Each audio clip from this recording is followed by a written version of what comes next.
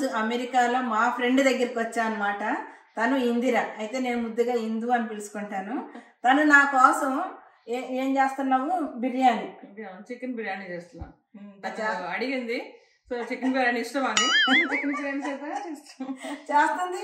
కానీ మనం ఓన్లీ చేస్తుంటే అలా చూడం కదా, మన కెమెరాకి పని చెబుతాం కదా. అందుకని అయితే ఒక్కసారి మా ఫ్రెండ్స్ అందరికి హాయ్ చెప్పు. హాయ్ ఫ్రెండ్స్, నేను ఇందిర, తెలుగు క్లాస్మేట్స్ ని, చిన్ననాటి స్నేహితురాలు.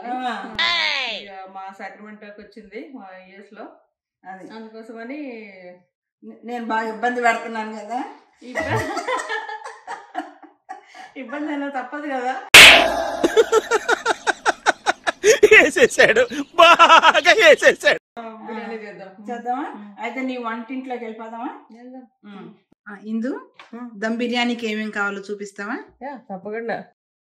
ఇది చికెన్, ఇది రైస్ నానబెట్టించాను, ఇది రైస్ ఉండటానికి సరిపడా వాటర్, ఇది ఆయిల్, సాల్ట్, కారం, పసుపు, ginger garlic paste, garam masala, ధనియా పౌడరు, అల్లం చిన్న చిన్న ముక్కలుగా కట్ చేసి పెట్టుకున్నాను, బటర్, ఉల్లిపాయ, పచ్చిమిరపకాయ, నిమ్మకాయ.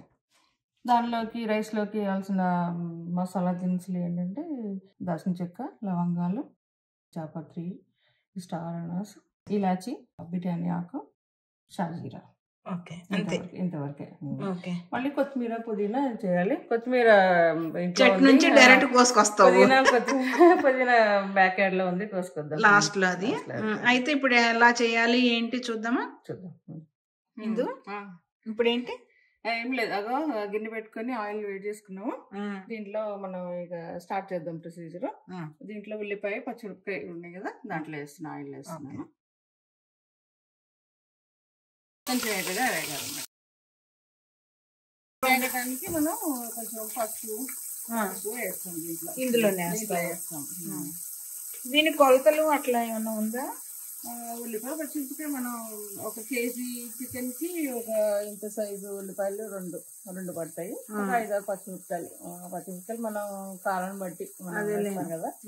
దీంట్లో పసుపు వేస్తున్నా, తర్వాత కొంచెం ఉప్పు. అదేలే, మనకి అలవాటు కాబట్టి కొలతలు లేక మనం ఏం చేసుకుంటాము. పిల్లలు అడుగుతున్నారు అన్నమాట, కొలతలు చెప్పమ్మా అని. చేసి ఇది కొంచెం ఫ్రై చేస్తాము. ఇది కొంచెం వేగేదాకా. తర్వాత జింజర్ గార్లిక్ పేస్ట్ వేస్తాము. ఇది కొంచెం వేగినాక, కొంచెం వేగాక ఆనియన్, పచ్చిమిరపకాయ వేగింది కదా, ఇది అల్లం వెల్లుల్లి పేస్ట్ వేస్తున్నా. ఒక 2 స్పూన్లు వేస్తున్నా. ఆల్రెడీ నేను చికెన్లో కలిపాము. ఇది వేసి కొంచెం ఇది వేగాక పచ్చివాసన పోయించాక ఉంచేసి తర్వాత మనం ఈ చికెన్ వేసేస్తాం అన్నమాట. ఈ చికెన్లో మనం ఉప్పు, కారం, పసుపు, జింజర్ గార్లిక్ పేస్ట్ వేసాను. కలిపి మ్యారినేట్ పెట్టేసాం. పెరుగు వేసి పెట్టేసాం అన్నమాట, ఇట్లా కలిపేసి. అంటే ఇది ఎంత టైం ఉండాలి? ఇంకో 1-2 గంటలు. నేను ఓవర్ నైట్ ఫ్రిడ్జ్ లో పెడతాను, మామూలుగా రాత్రి కలిపేసి పెట్టాను. ఇది అలా చేస్తే ఇంకా బాగుంటుంది, బాగా వస్తుంది. అంటే మామూలుగా అయితే 2 గంటలైనా చాలు, కాకపోతే ఇంకొంచెం ఒక ముందే చేసి పెట్టుకుని ఇంకా మంచిది అంటావు. ఓకే, అల్లం పేస్ట్ అది వేగినాక అదే నేను ఇదంతా జింజర్ గార్లిక్ పేస్ట్ పచ్చిమిర్చి అంతా పోయింది కదా, ఇది మనం చికెన్ వేసేస్తున్నాం దీంట్లో. ఇది మనం ఇప్పుడు కలుపుకొని సిమ్ లో పెట్టి కొంచెం మీడియంలో పెట్టి, మీడియం ఫ్లేమ్ లో పెట్టేసి ఉడికించుకోవటమే. అంటే అది ఉడికేంత వరకు చికెన్ మనకి తెలుస్తుంది కదా, ఉడికేంత వరకు ఉంచేసి పక్కన పెట్టుకోవటం. అంతేనా? సరే, చాలా వరకు ఉడికిపోయింది కదా. కొంచెం దీంట్లో మనం మ్యారినేట్ చేసినప్పుడు కొంచెం వేసాను, కారం వేసాను. మనకి కొంచెం కారం పడుతుంది బిర్యానీ అంటేనే, సో అంతా కొంచెం కారం వేస్తున్నా. బిర్యానీ అంటేనే కొంచెం స్పైసీ కావాలి కదా, నాన్ వెజ్ అంటేనే కదా. కొంచెం కారం వేసా, కొంచెం ధనియాల పౌడర్ ఇందాక చూపించాను కదా, ధనియా పౌడర్ కొంచెం. ఇది ఇంకా కొంచెం ఉడికేదాకా ఉంచేసి నీరు ఇంకిపోయేంత వరకు కొంచెం కొత్తిమీర, పుదీనా దీంట్లో కొంచెం వేస్తాం. ఇది దగ్గరకు వచ్చేసింది కదా ఇంకా. ఇప్పుడు దీంట్లో కొంచెం మనం గరం మసాలా, కొత్తిమీర, పుదీనా వేసుకుంటే మనకి అయిపోయినట్లు. ఈ కూర పక్కన పెట్టేయచ్చు. ఇది కొంచెం గరం మసాలా వేస్తా దీంట్లో. పుదీనా, ఇది ఇంట్లో పుదీనాది, ఇంట్లో పుదీనాది, కొత్తిమీర, పుదీనా, గరం మసాలా వేసేసాము. ఇక ఇది కూర అయిపోయినట్టు అన్నమాట మనకి. ఇంకా స్టవ్ ఆఫ్ వేసుకొని ఇట్లా కన్సిస్టెన్సీ మనకు కొంచెం ఇట్లా గ్రేవీ ఇట్లా ఉండాలి మనకి. ఉంటే మనకి మరి బిర్యానీ పొడిలాడకుండా కొంచెం గ్రేవీ కర్రీ ఉంటుంది అన్నమాట. మళ్ళీ వేరే ఇంకేమి చేసుకొని అవసరం లేకుండా సరిపోతుంది. అంటే డైరెక్ట్ గా తినేయచ్చు. ఇప్పుడు ఏం చేస్తున్నాం అయితే? ఇది అయిపోయిన తర్వాత దీనికి మూత పెట్టి పక్కన పెట్టేసుకుందాం. పక్కన నీళ్ళు వాటర్ పెట్టుకుందాం. రైస్ వండుకోవాలి కదా మనం. వాటర్ పెట్టుకుందాం, కొంచెం వేడైన వాటర్. దీనిలో మనకు కావాల్సిన గరం మసాలాలు ఇందాక చెప్పుకున్నాం కదా, ఇవన్నీ వేసేస్తాం దాంట్లో. దీంట్లో వాటర్ వేసేస్తాం. సాల్ట్,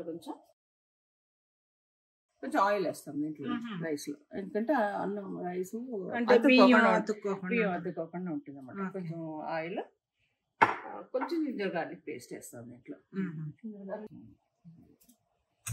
రైస్ అంతా పడుతుంది అన్నమాట. జింజర్ గార్లిక్ పేస్ట్ వేస్తే అంతే. ఇప్పుడు ఈ మరిగినాక ఇందులో రైస్ వేస్తాం. ఇప్పుడు అంటే మరిగేంత వరకు మనం వెయిట్ చేద్దాం.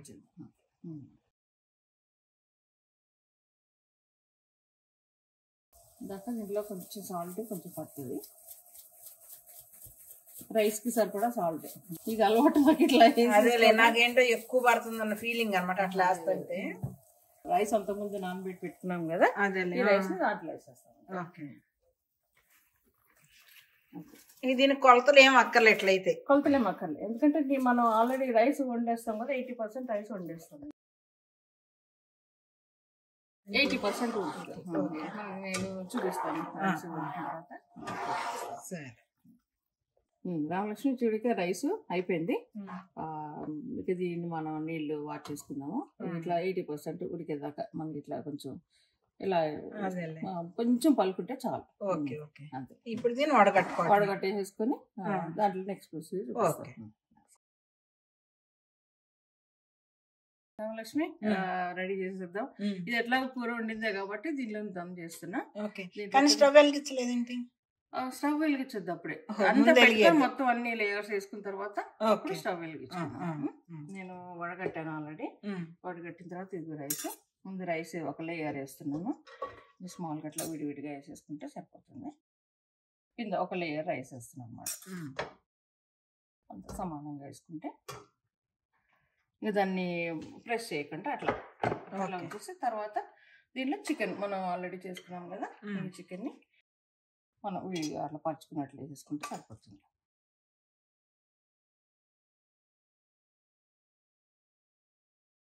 కేజీ బియ్యానికి కేజీ చికెన్ పట్టుద్దా? పడుతుంది. చూడండి అట్లా లేయర్ ఒక లేయర్ వేసాం కదా, లేయర్ రైస్ వేస్తాం. ఎప్పుడు రైస్ ప్రెస్ చేయకూడదు, మనం మామూలుగా ఉట్టినట్లా వేసేసి ఉంచేయాలి అంతే. దీంట్లో రైస్ ఆల్మోస్ట్ అంతా కొంచెం హాఫ్ వరకు వేసేసుకోవచ్చు. ఇట్లా వేసేసుకొని దీంట్లో మనం ఏంటంటే బటరు, కొంచెం నిమ్మకాయ, అల్లం. ఇట్లా అల్లం కొంచెం ఇది ఉంది కదా, అల్లం ముక్కలు వేస్తాను. ట్రై చేసి చెప్పు ఈసారి. అదే నేను ఇది ఫస్ట్ టైం ఇలా అల్లం వేస్తాను. తర్వాత ఈ బటర్ కరగబెట్టుకున్నాను. ఇది బటరు జస్ట్ స్ప్రింకిల్ చేస్తాం అన్నమాట. మనం నెయ్యి లాస్ట్లో వేసుకుంటాము. బటర్ వేస్తే ఆ ఫ్లేవర్ కొంచెం బాగుంటుంది. లెమన్ పిండి చేదు రాదా? చేదు రాదు. కొంచెం ఒక హాఫ్. తర్వాత దీనిలో ఏంటంటే మెయిన్ మనం ఫ్రైడ్ ఆనియన్స్ ఆయిల్లో వేసి చేసుకుంటాము, కానీ ఇప్పుడు టేస్ట్ చేసే టైం లేదు. అందుకని రెడీమేడ్ ఆనియన్స్ వేస్తున్నాను. ఇప్పుడు దీనిలో మళ్ళీ సేమ్ ప్రాసెస్ రిపీట్ చేస్తాం. ఓకే, ఇప్పుడు అంటే మళ్ళీ చికెన్ వేస్తావా? ఇప్పుడు చికెన్ వేస్తాను అనమాట. మొత్తం చికెన్ వేసేసుకోవచ్చు. ఇంకా మొత్తం వేసేయచ్చు. మొత్తం వేసేసేయచ్చు. పైన ఇంకొక లేయర్ రైస్ పెడతాం.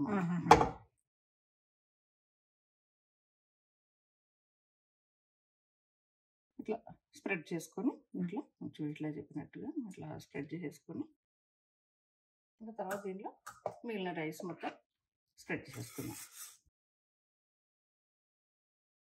ఇప్పుడు స్టవ్ వెలిగించుకోవాలా? ఇది అయిన తర్వాత స్టవ్ ఎంతసేపు ఉండాలి ఇట్లా? మామూలుగా ఒక హాఫ్ అన్ అవర్ దమ్ చేస్తే బాగా వస్తుంది. టైం ప్రకారం అంటే మన టైంని బట్టి ఒక మినిమం ఒక 20 minutes అన్నా దమ్ ఉండాలి. అంటే డైరెక్ట్ స్టవ్ అట్లా ఉంచుతావా? దాని కింద ఏమైనా పెడతావా? సిమ్లో పెడతాను నేను. కొత్తిమీర ఇది కూడా వేయటం మర్చిపోయాం మనం. కొత్తిమీర ఇది వేయాలి దాంట్లో. ఇందాక అల్లం దగ్గర అల్లం వేసినప్పుడు అది కూడా వేస్తాం. పర్వాలేదు. దీంట్లో ఇంకొక లేయర్ మళ్ళీ మనం అల్లము. ఇప్పుడు అందరూ అల్లం బాగా వాడమంటున్నారు కదా, కరోనా పుణ్యమా అని అల్లం. దీంట్లో ఇంకొంచెం ఒక లేయర్ మళ్ళీ సేమ్ ప్రాసెస్ ఇందాక చేసినట్లుగానే రిపీట్ చేస్తాం అన్నమాట. ఫ్రైడ్ ఆనియన్స్ ఇందాక మనం పుదీనా దాంట్లో లేయర్లో మర్చిపోయాము. పుదీనా ఎక్కడైనా ఫ్లేవర్ పట్టుద్ది కాబట్టి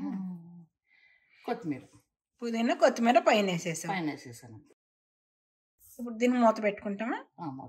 మూత పెట్టి స్టవ్ వెలిగించేస్తావు. అంతే. 20 minutes వెయిట్ చేద్దాం. లక్ష్మి అయిపోయింది. ఒక 20 minutes 20 నుంచి హాఫ్ అన్ అవర్ పెట్టాం మనం.